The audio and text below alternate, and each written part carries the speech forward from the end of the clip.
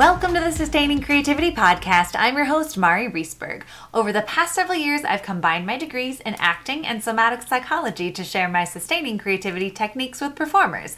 And now I've decided to share it with a bigger audience that includes you. I believe we are all creative, and this podcast is all about that. I'll be interviewing people from all backgrounds, ages, and creativity experiences to share just how creative we all are.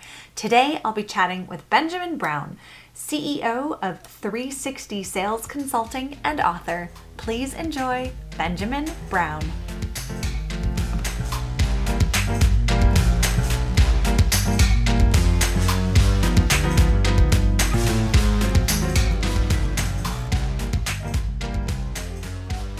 Welcome to the Sustaining Creativity Podcast. Today, I'm chatting with Benjamin Brown, author and CEO of 360 Sales Consulting. Welcome to the show.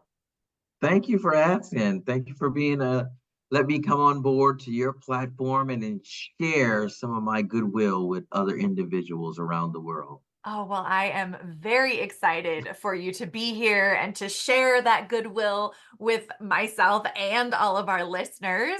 Well, why don't you just take us into this episode by sharing a little bit about who you are and what you do? My name is Benjamin Brown. I'm the CEO of 360 Sales Consulting. I'm also an author of a book called Master the Art of Closing the Sale, which I published a couple of years ago. I am your good-to-go sales mindset coach. And the reason I say mindset, because main thing is creativity with people. The main thing you have to do is understanding most of the time getting people to get out their way to create new things as far as a sales skill, which is actually a skill that you have to learn. So many years ago, I learned by just layering in just sales by itself was not good enough. I had to go into the mindset, which gives them ability to open themselves up a little bit more and understand and take out the negativity to bring in the positivity. And with that, a skill that can provide for entrepreneurs, or sales is also in life. Sales is everywhere. So I say when sales is done properly, it's a beautiful thing. You don't even know it's happening. Nice. Oh my gosh, absolutely. I think sales gets a bad rap these days, and people are so afraid of it and just think, oh gosh, you're in sales. Ooh, how do I deal with that? I'm so curious. How do you navigate this with people when they come kind of terrified of sales or the idea of selling something? Okay, let's start by a simple exercise I can work with you. So I start off very simple. Sales is simple, but it's not easy, right? Yeah. So what is the purpose of a sale, Mary? The purpose of a sale to provide either a service or a product to someone else, or to get someone to engage with what you're doing. Is that the purpose of a sale? So you see how you had a problem describing what it is. Yeah. So so how do you don't like it if you don't know what it is? What I tell people first. They don't know what it truly is, but you're afraid of it, or you don't know what it actually is. So the purpose of a sale. So you have children? I've had children yet? No, I don't have children. So you had nieces and nephews? I do. You remember when they asked you to do something over and over and over and over and over again? Oh, yes. That's a sale. They're Mm. closing. That's part of the steps of the sales process. They're closing you. They don't care what's in it for them. They don't care about the intro like we knew, qualification, all these little steps. They're just closing you. So we have been born to sell. When you go to other Okay. countries, Hmm. you've been overseas. Yes. Have you been to markets where there's no prices? You negotiate everything. Yeah. So in the Western civilization, we're taught if you don't have a degree or have a job to pay for it and buy it, don't ask for it. Mm. Only All thing we right. Yeah. negotiate is cars and houses, right? Anything else is uncomfortable. So your parents tell you to stop asking. You go to school, you go to college, you get your job, then you start your own entrepreneurship. And now your muscle has atrophied. You haven't asked anybody anything. You've just been doing and earning by learning, not by Yeah. asking. So Okay. when you start to do it again as an adult, it seems weird. Mm-hmm. What I have people do mindset, sales is everywhere. If you're married, you're in sales. If you're in a relationship, you're in sales. Yeah. Children are the best salespeople because they don't care what's in it for you or them. They just close, Hmm. right, to wear you down. So when you get a grown adult and you say, hey, close the person, they get all scared. Like, I don't supposed to be, when a child can close more than adult can do it 3 times as much. And this child has no training by me, but can be a better salesman than you. Yeah. Isn't that weird? I don't, it makes a lot of sense. So changing the mindset of what a sales is makes it easy for people to understand, oh, that's what sales is all about. It's not about this negative people doing things that you don't want to do, right? They're Hmm. trying to get you to do things you don't want to, give you money that I don't want to give you, Right. manipulation, all these other things. Sales is a process. So you're asking people, what's the most of the time? We get sale all the time. Click on this. Go here. It's baby steps. Listen to me. Let me ask you a question. Call this number. Give me your email. These are all beginning steps in the sales process. It's happening everywhere. You go to church, give us a plate. Everywhere you go, there's Yeah. something. You go to a toll, give me this money. It's everywhere. So it's not like people only see the negative, but you're in it, the matrix, all day long. Hmm. Thank you for explaining that and breaking it down because now I feel I have a better understanding of the sales that I engage with every day, all day. So, Right. Yeah. yeah, So if it you makes it understand less it in a intimidating. different mindset, your life becomes easier. You Yeah. understand it, you can see it, you can understand it, you know when it's coming, Hmm. and your life gets a whole lot easier because conversation, we're having a conversation. When you're in a conversation with somebody, somebody's always buying, somebody's always selling. If you don't know which one you are, that means that you are buying. Good distinction to be able to figure it out. Absolutely. And Right. and like there's so much creativity that goes into sales and Oh, yeah. I I just as you were talking, I was just like checking off boxes in my mind. Oh, that's creative and that's creative. And so when you think about creativity, what does it mean to you to be creative? Well, when it says creative when it comes to sales, is that once you understand the skill itself, the creative ways that you could do, because say, for example, your tone, creating a character, creating something, I can create different personality that can akin to your personality to make you more comfortable because the difference in a good salesperson and a great salesperson is the number of questions that you ask. Hmm. Most people are not asking enough questions. They feel offensive. I don't Mhm. like asking people questions. I don't want nobody else.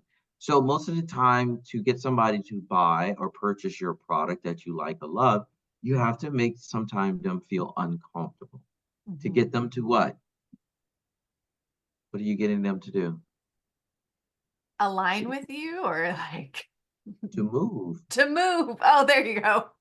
So in order to get somebody to move, you can't just have a conversation when you there's certain things. Let me ask you a question. There's certain things you have to do. Like you say, when you go to a website, they say make the button orange. It makes people want to do things. Click on this button. Give me your email. You know, all this marketing is getting people to move towards something. Buy this makeup. Makeup is awesome. Buy this magazine, right? Mhm. It's like everywhere you go, it's wanting you to do something. Mhm. And so once you find somebody in your realm where you talking about your product or service, it's your job to give them a smooth sales process because in the end, on my book, it's not about the sale, it's about the referral and the testimonial. Because if you're geared toward that, you're not geared toward the sale because if you get testimonials and um, referrals, you won't spend half or 80% what you would in marketing. Mhm. Absolutely. I mean, just that idea of the creativity, what it means to you to be creative around sales is sounds like the opportunity of movement is the biggest cornerstone of it. Right, right. How did you feel when you made your biggest sale right after you did? How did you feel? Oh, how did I feel? Mhm. so excited and enthused and like on top of the world, like, oh, I can do this. Yeah. So one of the keys is that 80% of sales is confidence. Mm. So people confidence flows up and down. Hmm. So if your confidence is not at an 80 or higher, you shouldn't be in that conversation to sell because people feel your confidence. Right. So right after you got that sale, you felt as though you can do it again and again. But of course, the next day happened, something happened, and you were like, you went back down, right? So the Yeah. main thing, and if you have to be at that higher level for people to vibrate with you, and it's a Hmm. vibration feeling. People Yeah. vibe based on the people that they're talking to. It has nothing to do with the price. Yeah. That's so true. I definitely understand that in my own experience and when I'm working with other people as well. Now, Yeah. in your own life, when you come up against your own challenges that may be creative or not, how do you face those challenges in your own life? For me, and I think for other people, a majority of it is movement. Mm. Um, so in my mindset training program, I have a training program, Hmm. like a workout, nutritional Mm. first, body, mind, soul, right? Yeah. If your body's not in good, it's not going to affect your mind, your mindset, and everything else. And I had to learn that. I'm a Marine, so I'm Mm-hmm. used to training, Yeah. movement. And for years, I went through a depressional part. I went through a divorce, all these different things that you go through in life. Hmm. And just by dragging yourself to the gym and getting in a routine and just doing it will make you feel it will get out of the negative. I mean, I many times I remember the low parts in my life where I didn't want to get Hmm. out of bed, Yeah. all these type of deals, and you have to get the body. The body treats the mind. It's not the Mm. mind, the body, right? Yeah. And so movement, getting on the treadmill, going out, getting out, doing these type of things. You see the people, you ever seen somebody in tip-top shape depressed? Well, I am a therapist, so yes. Yeah, yeah, Yeah. you do. But not But rare. Yeah, right. The regular population may not see it like I do. right. Like, because that person that's in tip-top shape has probably been training for 20 years or so on something regular. So it's just a part of Yeah. their life. But if you Yeah. take somebody who evolved, I lost 40 pounds, I lost 50 pounds. Hmm. They're in that evolution of building themselves up. Yeah. They're not an athlete, right? They're not Right. like a career athlete or something. They get Hmm. depressed because they've been doing it since they were children or high school or college. But if you Right. take somebody who started getting into that and somebody you've been working with that knows they probably need to lose maybe 10 pounds, 5 pounds, Mm. it actually comes back into your mind. It opens things up creatively for you to do. Mm. You start being more active. You start having more energy, right? Hmm. Because in sales, you have to understand your confidence level. You're going to get rejection. Yeah. And some people just don't want to do rejection, but Hmm. they know that if they sell their products, they're going to make money, they get better things. So they will suck themselves through it to get the rejection. You're not going to Hmm. make everyone happy. My quote that I say that I have to humor with, I said, everybody's an idiot. It's just some people are full time. That is quite the statement. I absolutely can agree with that. So you don't have to give excuses for people who work full time at it. Leave them alone. You're Yeah. going to see them. They're there. It's nothing Sure. you can do about it. Don't take it personal and keep moving. Yeah. I love it. Great reminder. So for people, I mean, in creative arts and performing arts, rejection is like such a commonplace experience, Right. go to an audition, you're not right for the part, etc. So do you have any tips for people to navigate rejection in their life? I see So you nodding. people are motivated by normally running away from something or Mhm. gravitating towards something. Okay. It's a pull, right? So in sales, people like, oh, for example, I want to do X amount of sales. As a therapist, I wanted to, if I have X amount of clients, I have X amount of revenue, but I need to. So sometimes you have to churn it in reverse. So one time I had people, you need to do about 3 sales a day. That means that so for them to do 3 sales, normally in sales situation, it's always a numbers game. It's either 10% or less. So if you do 100 calls, you should close 3 deals, right? So what I changed with some people is changed to a negative part. How many no's can you get? Oh, okay. Yeah. Just get excited about the no's. Don't worry about the yeses. Just worry about your performance, what you do. Make sure you do that well. Don't expect anything and just start going through getting the no's. And if you start doing that, I want to get rejected. And you know what? I want to get 100 rejections this year. It's not how many roles I can get. How many parts am I going to go for? Change the whole mindset on that. I'm going to go, instead of, oh, I didn't get it this time. No, this month I'm going to go on 30 auditions, right? And then next month I want to do 40, If you remember the book 40-hour work week, Yeah. 4-hour work week, everybody knows that book, right? Everybody knows the success of something or the success of athletes or actors, Right. but they never concentrate on the work it took for that person to get there. So true. How many Absolutely. times did he get turned down by publishers for that? Oh, I don't remember the exact number, but I know it was a lot. 32 times. Yeah. Yeah. So, his persistence in that, knowing that's why when I work with individuals and people say, could you work with this product or service? I say, it doesn't matter about the product or service. It matters about the process. Yeah. What is your sales process?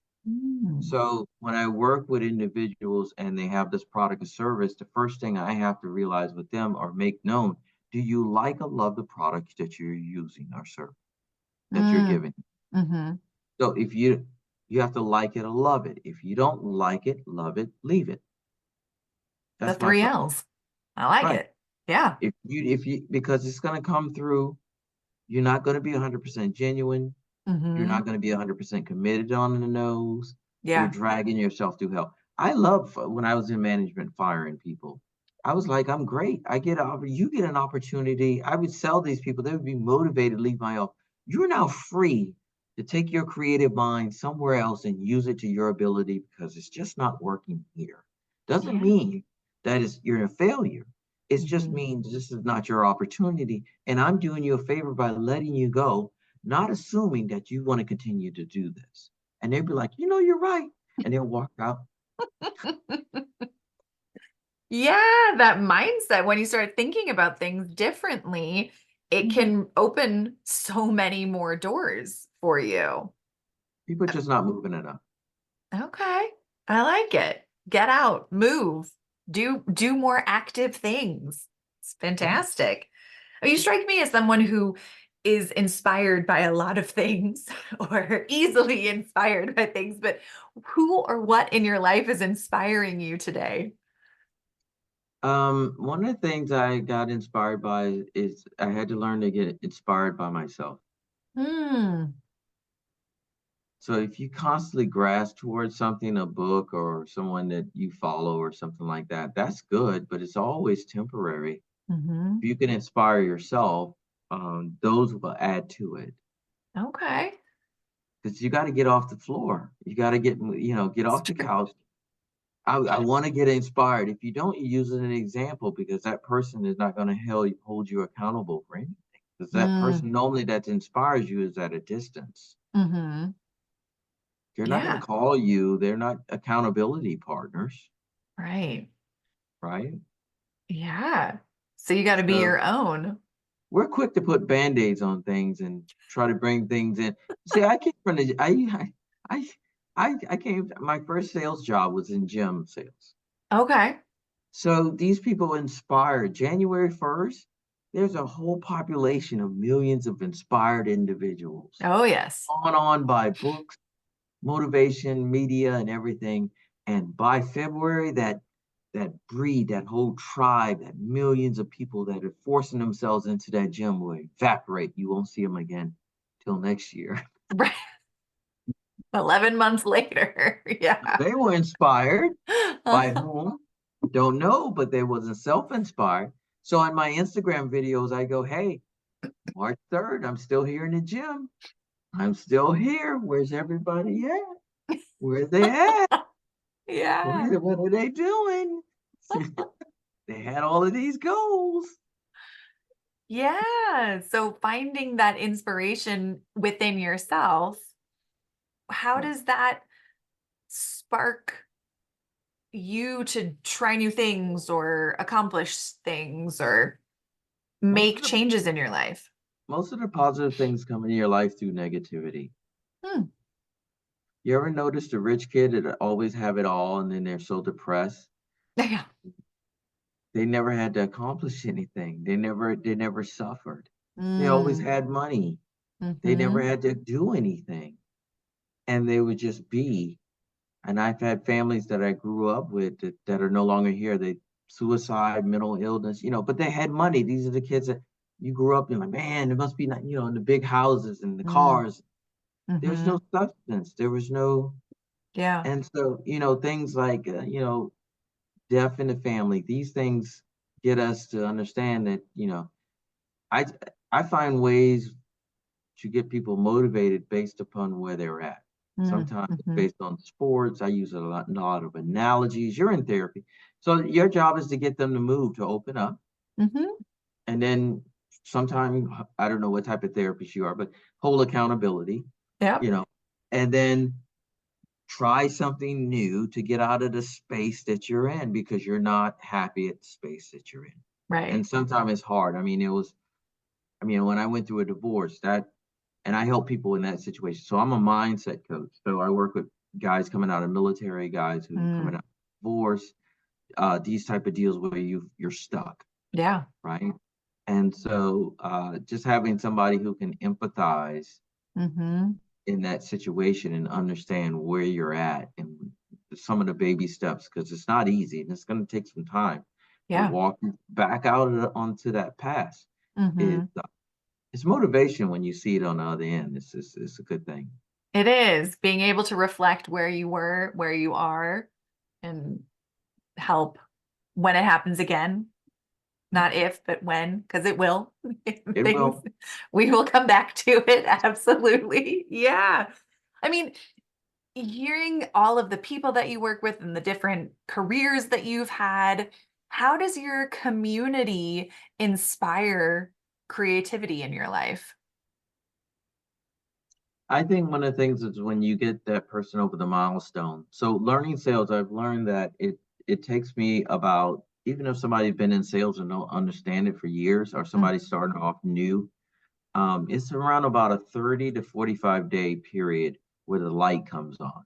Hmm. And when the light comes on and I finally can get that person to see what I want them to see and Hmm. what sales actually is, I tell people it's better than an orgasm. It's like they're like, I get what you've been screaming at me, telling me over and over and Sure. over and over and over again, because they used it by accident or just got tired of Mm. hearing me and used it. It's a skill. Hmm. Sales is a skill. Yeah. So it's like me trying to teach you how to weld, Hmm. right? I can talk to you about it. I can show you YouTube videos. I can give you a book. These Yeah. are all theory. But to take you in there and put the vent on and we get in there and we go over it and over and to do it, Hmm. that's why skills pay the bills, because you know exactly what you're doing. It's not theory. So I'll give you one quick tip. When you're a good salesperson, you're not selling, like, say you're the potential client, I'm the salesperson. So it's not me looking directly at you. I have to be up here looking down at both of us. I'm Mm-hmm. looking at my performance as Hmm. well as looking at your reaction. So the three things that you do in a sales is, number one, you have to know where you're going. Hmm. like your sales process. Am I qualifying step now? What step am I going to next? Am I the Okay. intro's good? Did I do a good intro? Number two, you have to be confident because that person's going to throw stuff your way, and if you're not prepared for it, you will sound like a bumbling idiot. And number three is you have to listen. Mm-hmm. Most times, salespeople are so anxious to get to the presentation and tell you what they got. They're not really detailed on what the client is actually telling them. And they're throwing you golden nuggets, and you're just not even picking it up, which is pissing them off even more because you're so selfish in your product that you're going to really love it. I mean, infomercials are key on it. They don't care what you think, they're just going to come out. QVC Home Sure. Shopping Network, this Yeah. thing is great, just built by Jesus himself. Dear Lord, get on the phone 10 minutes. Yeah. So it's they not looking for any feedback, but Right. your salespeople are looking at the feedback. So when you say this, does it mean, do you mean this? Oh, Mm. now I understand what you're telling me, but let me ask you this. So it's Yeah. a conversation, but it's a different language. I see. Okay. So a good salesperson has to do three things at the same time. Mm-hmm. So Right. that's why you have to understand it, like, and when you Yeah, do that, it's a beautiful thing because the person doesn't even know what's going on. absolutely. Yeah, it makes sense. And I It's wonder, you said that you had a little stint in the world of stand up. How does that or how did that kind of inform how you show up in the sales world or in every life? everybody has a superpower when it comes to sales. Women have it because they have the female vernacular. If they're dealing with a man, they have somewhat an advantage that they can use based upon their femininity, whether it's harsh or direct, right? You can Mm-hmm. deviate that. And so one of the things that I used in my sales presentation normally was comedy. Okay. So the main thing is step number 4 is connect, and sorry, step number 3 is called connect and relate, Mm-hmm. right? People buy from people that they know, like, and trust. Right. I can get you to smile or laugh or something of that nature, then it lowers your barrier. So I can ask the important questions, more Mm-hmm. important than your competition has, to get the results that I need to confirm because I'm selfish. It's my product. I don't care whether you buy it or not. I'm Yeah. trying to figure out if you're wasting my time. I'm here to help as many people as I can, not rip them off. So you Mm-hmm. can use sales for good or you can use it for negative. So I'm qualifying you to figure out if I should pitch you, Okay. right? I'm not pitching you and figuring out, do you like it? I'm trying to figure out if you, so a lot of the sales process is up front. I'm doing a lot Mm-hmm. of work up front. So when I do a presentation, my closing rate goes up to 80, 90% because I'm not assuming anything, which that's my first rule in sales. So you never assume because as a salesperson, I don't think they were qualified. You don't think? I think they had to go talk to somebody. You think? Like these are questions that you should ask, right? You don't Mm-hmm. assume anything. It's ruled out by questions. So that's why you ask a lot of questions. So in order to do that, you have to like me. Right. Yeah. And that's where the humor and the comedy comes in. Ah, nice. All right. Okay. I see the mixture. It's like a little potion that you've created to Right. help someone else get there. Yeah. Fantastic. Yeah. Oh my gosh. Well, this has been such a fun conversation. I just have one last question. Go What for it. does it feel like in your body to be creative? I look at my daughter and the way she draws and like the excellent part and everybody is finding that creative part within themselves. Mm, And mine was my humor. I just mhm. didn't like the occupation for what it was. It's very creative. The travel and everything is just brutal. And Mhm. I never wanted that in my life. So I never my creative part for going for that, maybe later on. But right now with children, you work Friday, Saturday, Sundays. Like I Yeah. give those guys kudos and it takes years to get it honed down. I started taking piano lessons. I'm just not artistic. I semi autistic, autistic, So anyway,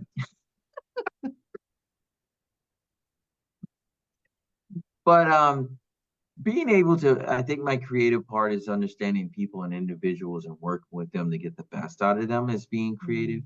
And having that talent is something that you can leave behind. And then an impression. I just had one of my friends pass away Mm. 3 days ago of a heart attack at 48 years old. Wow. I'm sorry. And so, the things that you got, the creative part for everyone should be that you're still here. You still count Mm. and it still matters. Yeah. So your creative part is you, because what are the chances of a sperm cell hitting an egg and you being created is 1 in something odd million. So just by you being here is a miracle in itself. And Mm. you have to remember the small things, and the creative parts will come out of you. That's the pleasures in life that a man above gave you, if you believe in that.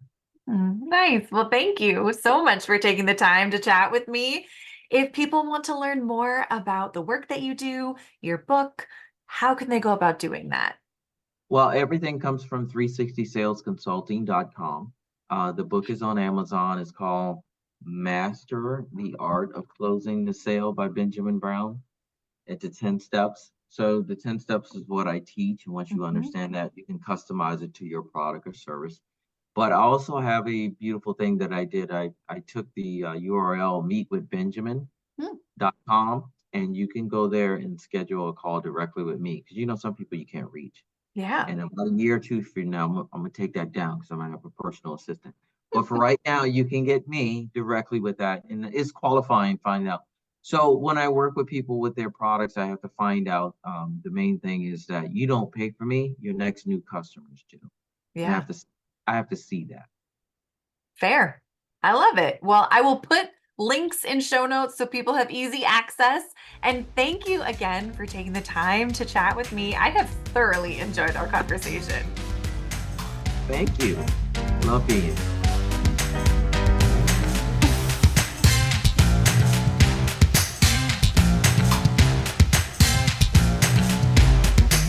Thanks for listening to the Sustaining Creativity Podcast. We'd love to keep in touch, so follow us on Facebook and Instagram. We are at Sustaining Creativity. Make sure to subscribe to the podcast wherever you listen to podcasts. Tag your friends and family so they can listen too. We love to hear from you, so leave your reviews, comments, and questions. Check out our website, sustainingcreativity.com, for upcoming offerings and creativity coaching. Tune in Tuesdays for our next episode. And remember, with creativity, anything's possible.